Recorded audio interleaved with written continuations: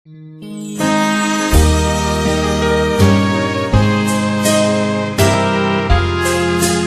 karunia dan damai sejahtera dari Tuhan Allah Bapa kita, dari anaknya Tuhan Yesus Kristus menyertai kamu. Amin.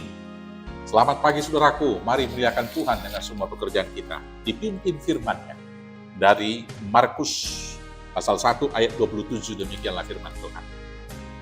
Mereka semua takjub sehingga mereka memperbincangkannya. Katanya, apa ini? Suatu ajaran baru. Ia berkata-kata dengan kuasa. Roh-roh jahat pun diperintahnya. Dan mereka taat kepadanya. Demikianlah firman Tuhan.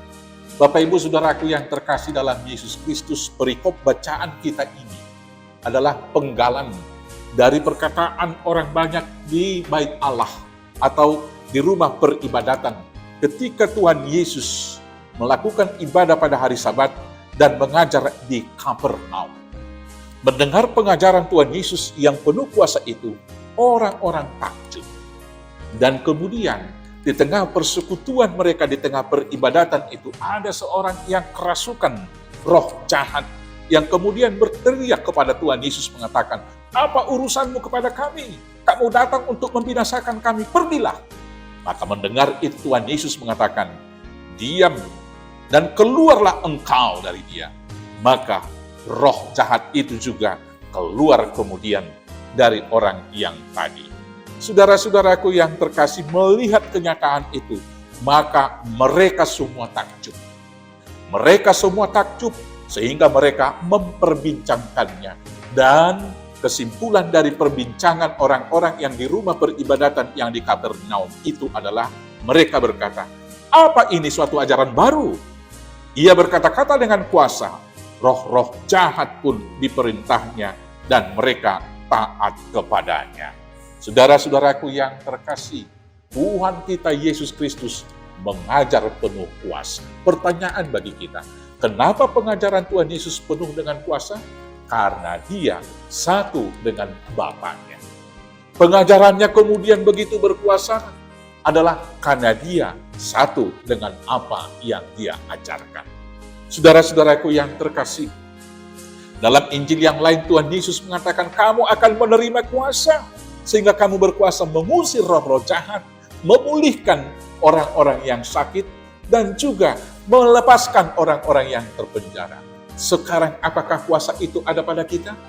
Setiap kita percaya dan menerima kuasa itu, pasti pengajaran kita juga akan berkuasa. Maka yang pertama, mari kita menerima Roh Kudus, agar Roh Kudus yang menggerakkan kita dan memberi kita kuasa untuk mempercakapkan firman Tuhan.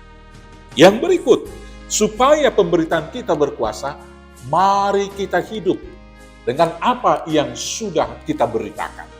Bila kita menyaksikan dan kemudian menginjili dengan berkata kepada orang lain, percayalah akan hidupmu, sedangkan burung di udara yang tidak menabur dan tidak menuai dipelihara oleh Tuhan, maka kita harus yakin juga dengan apa yang kita ucapkan, sehingga orang lain yakin dengan apa yang kita perkatakan. Dengan demikianlah khotbah kita akan berkuasa bagi orang lain. Bila kita mengatakan jangan khawatir, Tuhan Yesus menanggung hidupmu, maka dalam sikap keseharian kita harus pasrah sempurna kepada Tuhan.